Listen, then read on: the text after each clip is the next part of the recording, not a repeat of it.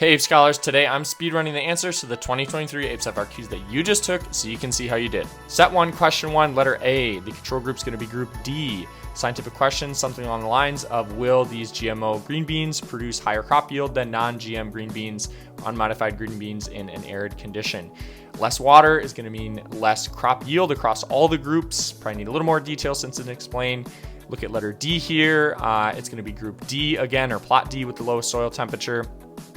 In letter E, we can clearly see there's a lot less sediment runoff and fertilizer runoff in all of the GMO groups compared to more fertilizer and sediment runoff in the unmodified group. In part F, we're going to support that hypothesis as the data show that fewer nutrients are running off of that plot, likely means those beans are using those nutrients better.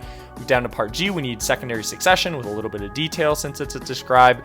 Then we get down to H, and we're going to need to explain something about ecosystem resilience and genetic diversity, or species diversity more likely. Then we get down to I, those beetles likely are lacking a natural predator in that ecosystem. And finally for J, we could introduce a natural predator to control their population. Question 2, letter A, they're going to be spending their majority of their time in 13 to 19 degree water. Characteristic could be the warmth or the heat of the water drawing the manatees to it. In letter C, negative impact could be thermal shock or decreased dissolved oxygen in the water. We get down to D, part I, probably the fact that they're specialists that rely on the seagrass, or the fact that their case strategist makes their population slow to recover from a disturbance.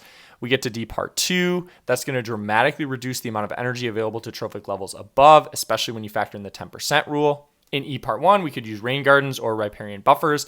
And in E part 2, you have the moment you've all been waiting for, APES scholars. Go ahead and hammer that eutrophication answer that you've been waiting to use.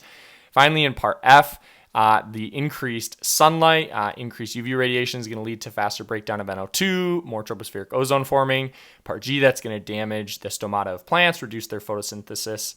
And then we get down to part H, and if we want to use hydrogen fuel cells, unfortunately, most hydrogen is still produced by steam reforming, requires a lot of natural gas, and there's not a lot of great distribution network. For 3A, we have noise pollution and the possibility of oil spills. In 3B, we have NOx, SOx, VOx, particulate matter, carbon monoxide.